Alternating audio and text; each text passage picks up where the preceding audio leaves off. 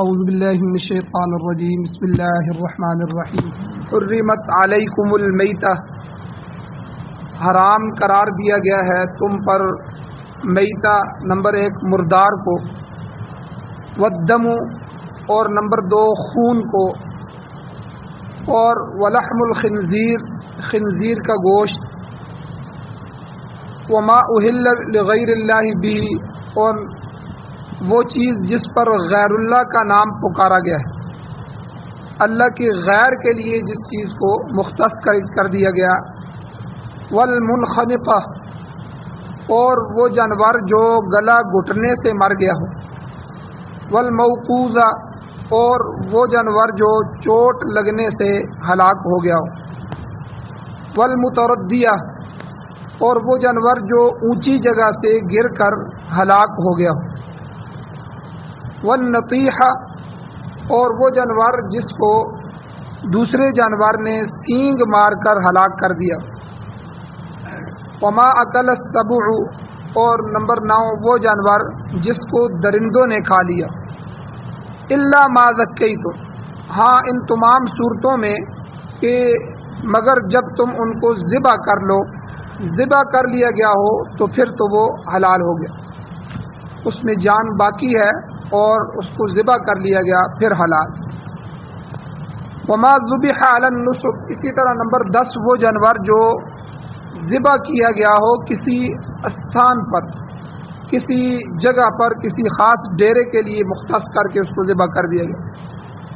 اور نمبر 11 وان تستقسموا بالازلام یہ کہ تم تقسیم کرو جوئے کے تیروں کے ساتھ، ذالکم فسق یہ سب نافرمانی ہے اور گناہ کی بات۔ سورۃ المائدہ قرآن مجید کی 5ویں سورت ہے اور 6واں سپارہ ہے، اس کی آیت نمبر 3 کا پہلا آدھا حصہ آپ کے سامنے تلاوت ہوا ہے، آپ نے اس کا ترجمہ سماعت فرمایا۔ اس آیت کے پہلا درس کا حصہ کل گزر چکا ہے، آج دوسرا حصہ ہے۔ کل کے درس میں وہ چیزیں جو اللہ کی طرف سے حرام قرار دی گئی ہیں ان میں سے جو پہلی چیز تھی حرمت مردار، مردار یعنی میتہ، میتہ یعنی مردار کی حرمت، اس کی تفصیل جو ہے کل بیان ہوئی تھی، اور ساتھ ہی یہ بھی بات بیان ہوئی کہ 2 مردار ایسے ہیں کہ جن کو شریعت میں حلال قرار دیا گیا ہے۔ ایک تو مچھلی ہے کہ جس کو ذبح نہیں کیا جاتا، وہ اسی طرح نکالی جاتی ہے تو اس کا سانس نکل جاتا ہے اور وہ گویا کہ مردار ہوتی ہے، اور اسی طرح ایک ٹڈی ہے۔ تو ان دونوں کو جو ہے وہ شریعت میں استعمال کی اجازت ہے، اس کے علاوہ جتنی بھی چیزیں ہیں اگر وہ مردار ہو جائیں تو وہ حرام۔ آج کے درس میں نمبر 2 خون کی حرمت، حرمت خون۔ جو چیزیں 11 چیزیں اللہ تعالیٰ نے یہاں ذکر فرمائی ہیں ان میں سے دوسری چیز جو حرام قرار دی گئی ہے وہ دم، قرآن نے دم خون کو کہتے ہیں۔ سورہ انعام کے اندر آگے اگلی صورت آئے گی، اس میں اسے دمم مسفوحہ کہا گیا ہے۔ دمم مسفوحہ کہتے ہیں بہتا ہوا خون، جس خون کو جسم سے نکال دیا جائے تو اسے دمم مسفوحہ کہتے ہیں۔ اب جسم سے خون نکلتا ہے ذبح کرنے کے ساتھ، ذبح کرتے ہوئے سارا خون نکل جاتا ہے، یا جانور زیادہ زخمی ہو جائے تو وہ زخم کھل جاتا ہے، اس میں سے خون نکلتا ہے، تو یہ دمم مسفوحہ ہے، اور یہ بہنے والا خون یہ شریعت میں حرام۔ البتہ یہاں یہ مسئلہ بھی سمجھ لیا جائے کہ ذبح کرنے کے بعد، چونکہ جانور ذبح کیا جاتا ہے تو ذبح کرنے کے بعد تھوڑا بہت خون گوشت کے ساتھ رہ جاتا ہے، جو باہر نہیں نکلتا، اندر گوشت میں ہی رہ جاتا ہے۔ جس وقت ہم گوشت کاٹتے ہیں تو وہ خون ہمارے ہاتھوں میں لگتا ہے، تو یہ حرام نہیں، کیونکہ وہ صحت کے لیے نقصان دہ نہیں ہوتا۔ اسے اگر بغیر صاف کیے بھی پکا لیا جائے تو اس کا کھانا درست ہے، تاہم صفائی، پاکیزگی اور نظافت کا تقاضا یہ ہے کہ اس خون کو بھی صاف کیا جائے، گوشت کو اچھی طرح دھو لیا جائے، تو یہ بہتر ہے۔ کیونکہ گوشت تو ہے ہی خون کا نام، گوشت سارا خون سے ہی بنتا ہے، تو اس لیے وہ خون جو دم مسفوحہ ہے، یعنی جو اچھل کے باہر نکلتا ہے اور ذبح کے وقت سارا باہر نکل جاتا ہے، یہ خون حرام ہے۔ جو تھوڑا بہت اس میں لگ جاتا ہے تو وہ حرام نہیں، اس کا استعمال مجبوری میں اگر کیا جائے تو اس کو جائز ہے۔ بہرحال جو دم مسفوح ہے جو حرام ہے، اس کو اگر کوئی بندہ خوراک کے طور پر استعمال کرے گا تو اس میں درندگی کے خواص پیدا ہو جائیں گے۔ آپ دیکھیں جتنے بھی درندے ہیں، بہت سے جانور اللہ تعالیٰ نے بنائے ہیں جو گھاس کھاتے ہیں، بہت سے جانور جو ہیں وہ پتے وغیرہ اور یہ چیزیں کھاتے ہیں، بہت سے جانور درندے ایسے ہیں جو خون پیتے ہیں، جیسے چیتا ہے، شیر ہے، یہ درندے، تو اس طرح کے جو درندے ہیں یہ درندگی، یہ خون پیتے ہیں، تو ایسے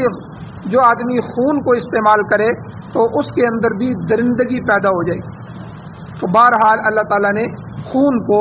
حرام قرار دیا۔ اور یہاں ایک مسئلہ اور بھی سمجھ لیں جو آج کل بھی ہمارے زمانے میں بہت زیادہ عام ہے کہ انتقال خون ٹرانسفر کرنا، تو خون کا ٹرانزیکشن جو ہے یہ عام ہو رہا ہے، ہر بندہ خون لگا رہا ہے۔ تو جب کسی مریض کو جسم میں خون کی کمی ہو جاتی ہے تو اس سے مطابقت رکھنے والا دوسرا انسانی خون اس کے جسم میں منتقل کر دیا جاتا ہے۔ تو اس کا حکم عام تو یہی ہے کہ جس طرح خون حرام ہے تو اس کا بیچنا بھی حرام ہے اور اس کا خریدنا بھی حرام ہے، اس کا کسی کے جسم میں منتقل کرنا بھی حرام ہے۔ یہ مسئلہ اپنی جگہ ہے، اس کو ذہن میں رکھا جائے۔ تاہم اضطراری حالت میں، یہ مسئلہ اضطراری حالت میں، انتہائی بے چینی کی حالت میں، جس میں اس کا استعمال جو ہے شریعت کی نظر میں جائز ہو جاتا ہے، جب کوئی ماہر ڈاکٹر، ماہر طبیب جو ہے وہ یہ بات کہہ دے کہ بھئی اس کو اب بیرونی خون کی ضرورت ہے، اگر کوئی دوسری دوائی، کوئی دوسرا طریقہ اس کا نعم البدل نہ ہو اور مریض کی جان خون کی منتقلی سے ہی بچائی جا سکتی ہے تو پھر ایسا کرنا جائز ہو جاتا ہے، اور یہ حالت اضطرار میں۔ تاہم معمولی قسم کی جو بیماری ہے، معمولی قسم کی نوعیت کے امراض ہیں، تو جہاں دیگر ادویات جو ہیں وہ بھی کارگر نہ ہوں، وہاں خون کی منتقلی درست نہیں ہے، ویسے خون نہیں لگوانا چاہیے۔ ہاں انتہائی اضطراری حالت میں ہو، جیسے آج کل آپریشن ہوتے ہیں، کوئی معاملات ہوتے ہیں، ڈاکٹروں کو اندازہ ہوتا ہے کہ اس دوران خون بہت سارا اس آدمی کا، اس مریض کا نکل جائے گا اور ہو سکتا ہے اس کی جان کو خطرہ ہو جائے، تو اس لیے وہ پہلے سے کہہ دیتے ہیں کہ بھائی اس آپ خون کا بندوبست کر لیں۔ تو وہ جو اے پازیٹیو ہے، او پازیٹیو ہے، یا جس طرح بھی اسی کی مطابقت رکھنے والا جو خون ہوتا ہے اس کا وہ پہلے سے بندوبست کروا لیتے ہیں۔ تو یہ اضطراری حالت میں، تو اضطراری حالت میں خون کا استعمال ایک جسم سے دوسرے جسم میں منتقل کرنا یہ جائز ہے، ورنہ عام حالت میں جائز نہیں۔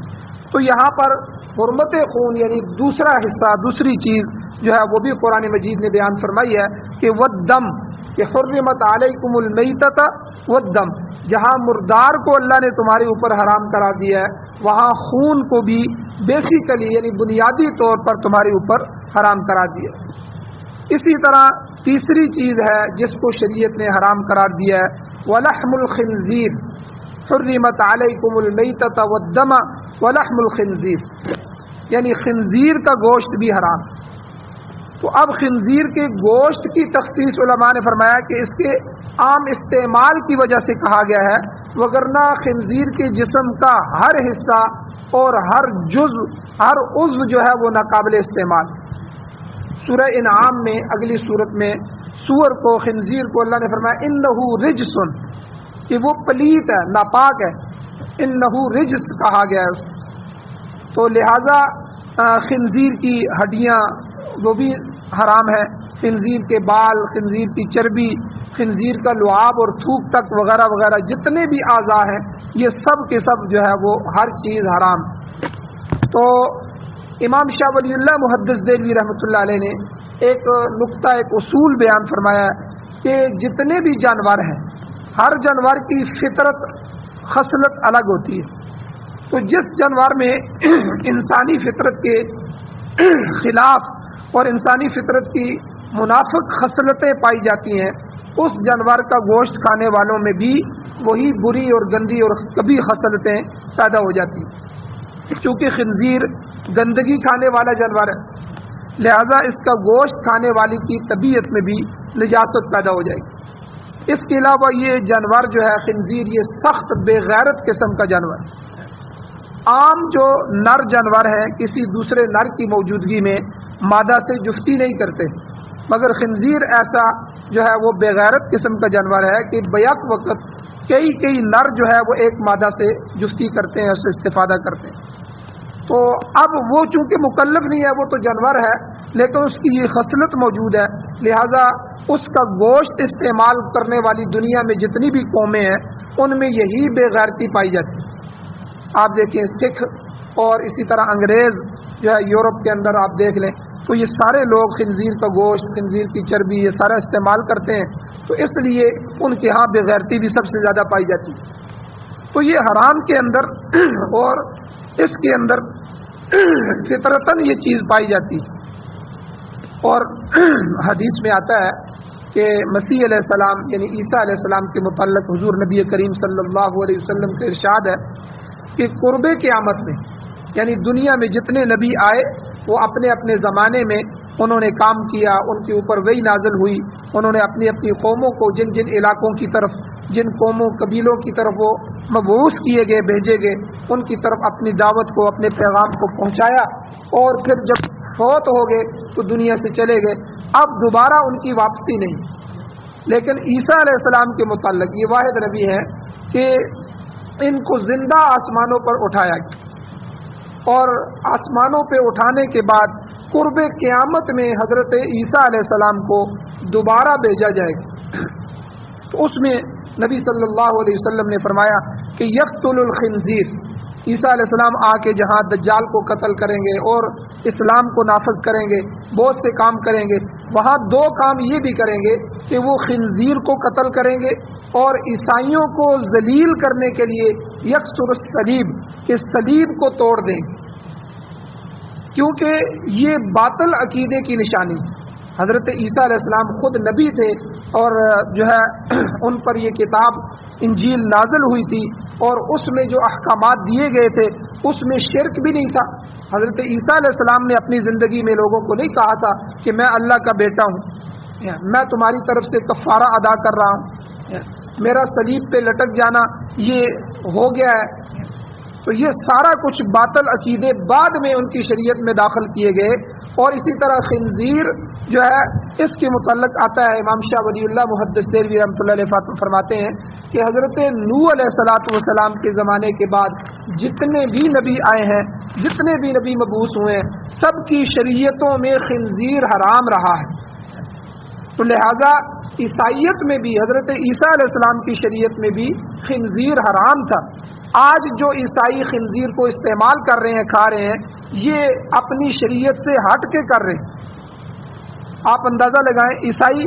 انہوں نے اپنے مذہب کو صرف چرچ تک محدود کر دیا کہ بس اتوار کے دن چرچ کھلے گا، وہاں جاؤ تھوڑی سی عبادت کر لو، اور اس میں بھی انہوں نے موسیقی، ساز اور یہ ساری چیزیں رکھ دی ہیں۔ باقی انہوں نے کہا جی ہمارا جو کتاب ہے، مذہب ہے، شریعت ہے، اس کو بازار کی طرف باہر آنے کی اجازت نہیں۔ سیاست میں شریعت کا کیا کام ہے جی؟ سیاست میں علماء کا کیا کام ہے؟ اور بازاروں میں علماء کا کیا کام ہے؟ یہ حلال ہے، یہ حرام ہے، یہ ان کے ہاں پہلے ہو چکا ہے۔ تو آج مسلمان حکمران بھی وہ یہی سمجھتے ہیں کہ یہ جو بازار کے اندر حلال حرام یہ وہ چل رہا ہے، اور اسی طرح سود اور یہ ساری چیزیں، اور اسی طرح جو ہے حکومت کے سسٹم وہ حلال سے چلیں، حرام سے چلیں، جائز ناجائز طریقے، اس میں اسلام کو مداخلت نہیں کرنی چاہیے۔ اس لیے لہٰذا مولوی اور مولوی کا جو سسٹم ہے، قرآن و حدیث، یہ صرف اور صرف مسجد تک محدود ہونا چاہیے، مسجد کے بعد جو ہے باہر کی بات نہیں ہونی چاہیے۔ حالانکہ یاد رکھیں یہ جو ہماری شریعت ہے، نبی علیہ الصلوۃ والسلام تشریف لائے، حضور قائد بھی تھے، حضور لیڈر بھی تھے، اور جب مدینہ کی ریاست قائم ہوئی تو اس کا حکمران کون تھا؟ حضور تھے۔ اور بازار کی زندگی، حضور جا کے بازار میں ہر چیز کو چیک کر رہے ہیں، بازار کے بارے میں احکامات دیے، ہر شعبے کے متعلق اسلام نے ہمیں احکام عطا فرمائے۔ تو اس لیے یہ جو ہے دائمی مذہب ہے قیامت تک کے لیے انسان کی حفاظت اور اس کی کامیابی کے لیے اس مذہب کو بنایا گیا ہے۔ تو اس لیے قرآن کی بھی حفاظت کی ذمہ داری اللہ تعالیٰ نے لی، اور جو ہے نبی علیہ السلام کے فرامین کی حفاظت بھی لی گئی ہے۔ تو اس لیے قرآن اور سنت جو ہے یہ قیامت تک رہیں گے اور ہر شعبے میں ہماری رہنمائی کریں۔ تو اس لیے یہ بات کہنا کہ اسلام جو ہے مسجد سے باہر نکل کے دوسری چیزوں کی طرف نہ آئے، یہ وہی روش ہے جو یہودیوں نے، عیسائیوں نے اختیار کی ہے، اور انہوں نے اپنے مذہب کو دیس نکالا دیا ہے اور جو ہے وہاں سے محدود کر دیا ہے اپنے چرچوں تک۔ تو بہرحال خنزیر جو حرام ہوا ہے وہ عیسیٰ علیہ السلام کی شریعت میں بھی حرام تھا، اس لیے جب عیسیٰ علیہ السلام قرب قیامت میں دوبارہ آئیں گے تو حضور علیہ السلام نے فرمایا یہ دو کام کریں گے کہ کسر صلیب اور قتل خنزیر، صلیب کو توڑ دیں گے اور خنزیر کو قتل کریں گے۔ تو یہاں سے ان دونوں چیزوں سے جو ہے وہ عیسائیوں کی تذلیل مقصود ہے، تو ان کو گویا کہ ذلیل کیا جائے گا اور عیسائی دوبارہ مسلمان ہوں گے اپنے نبی عیسیٰ علیہ السلام کے ہاتھوں پہ۔ تو اس لیے یہاں اللہ تعالیٰ نے اس تیسری چیز کو بھی بیان فرمایا، وَلَحْمُ الْخِنْزِيرِ، خنزیر کا گوشت ہے مسلمانوں تمہارے اوپر اللہ تعالیٰ کی طرف سے اس قرآن مجید کے ساتھ جو ہے وہ حرام قرار دیا گیا۔ اسی طرح چوتھی چیز ہے جس کو اللہ نے شریعت نے حرام قرار دیا ہے، وَمَا أُهِلَّ لِغَيْرِ اللَّهِ بِهِ، وہ چیز جس پر اللہ کے سوا کسی غیر کا نام پکارا گیا ہے۔ اہل، احلال کا معنی ہوتا ہے رفع الصوت، یعنی آواز کو بلند کرنا، کسی چیز کے لیے آواز کو پکارنا۔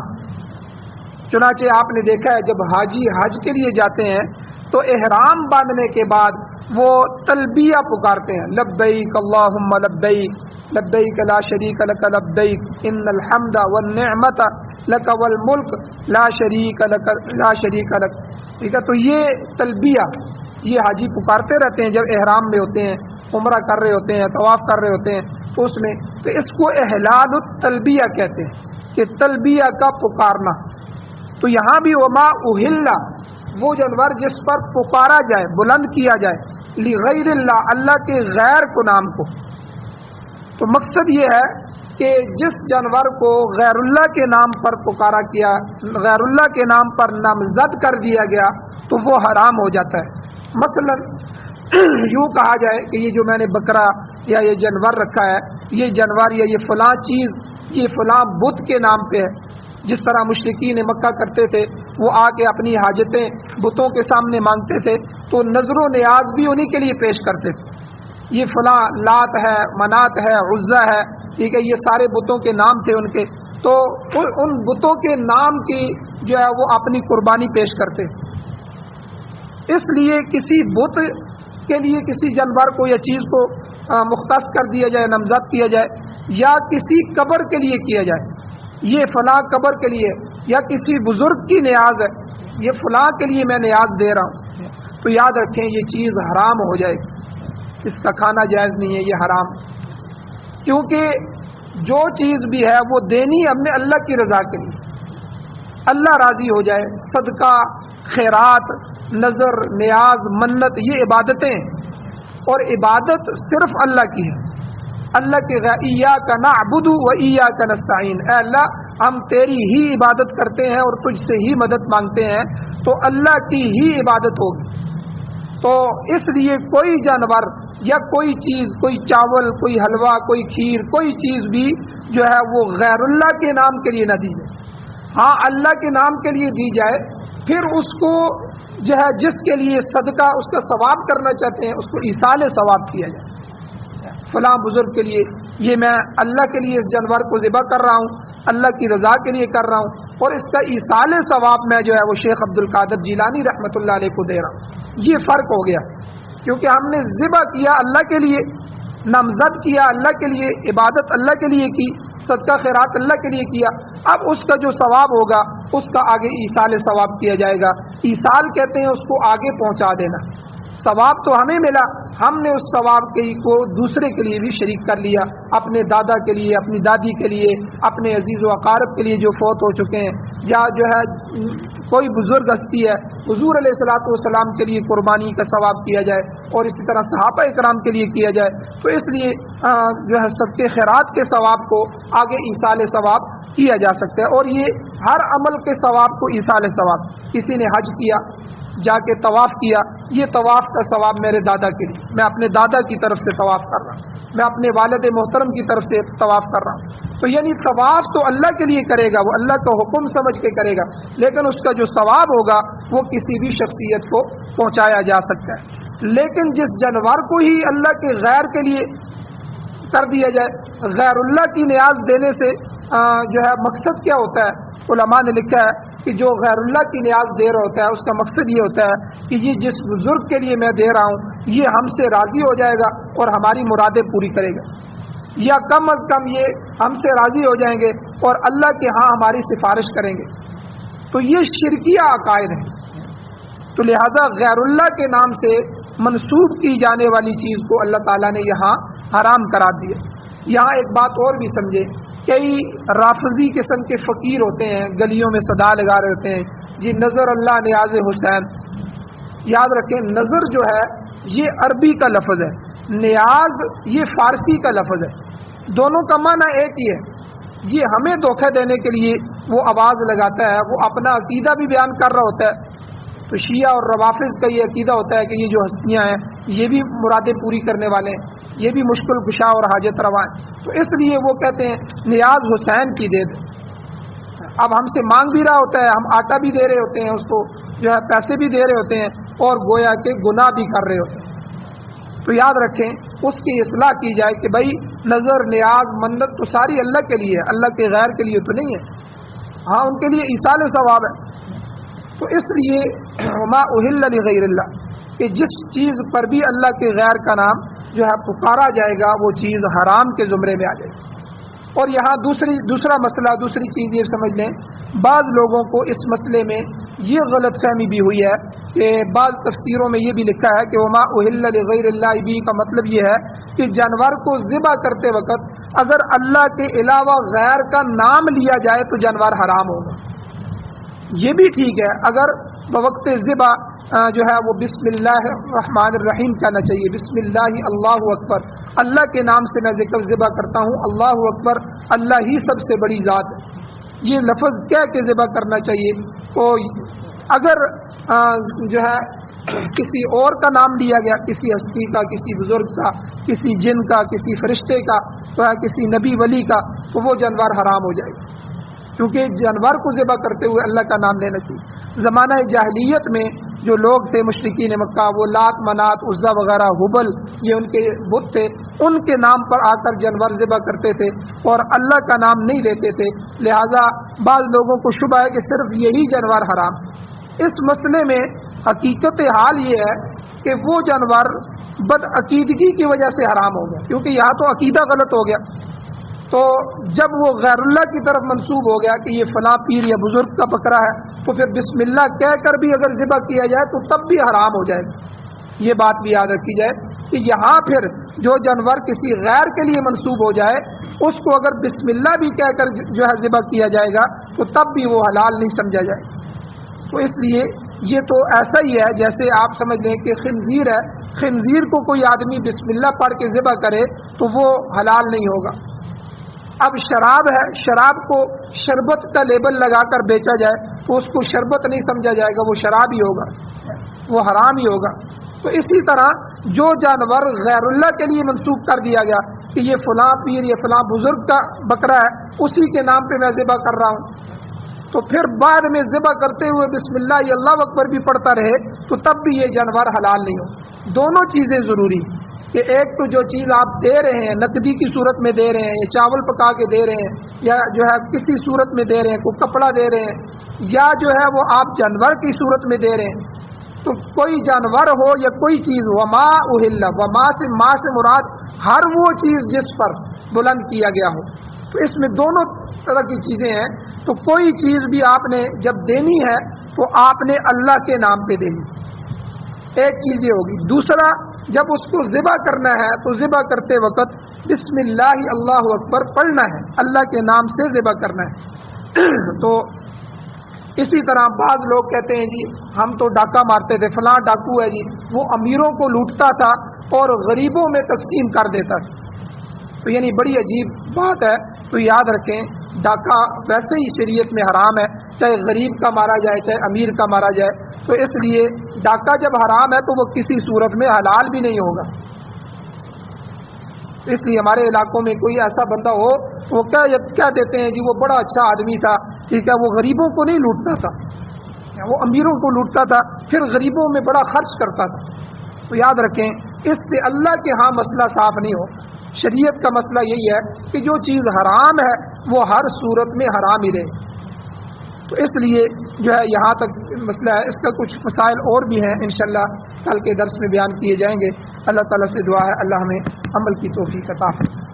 آمین. الحمدللہ رب العالمین والعاقبۃ للمتقین والصلاۃ والسلام علی رسولہ النبی الامی الکریم.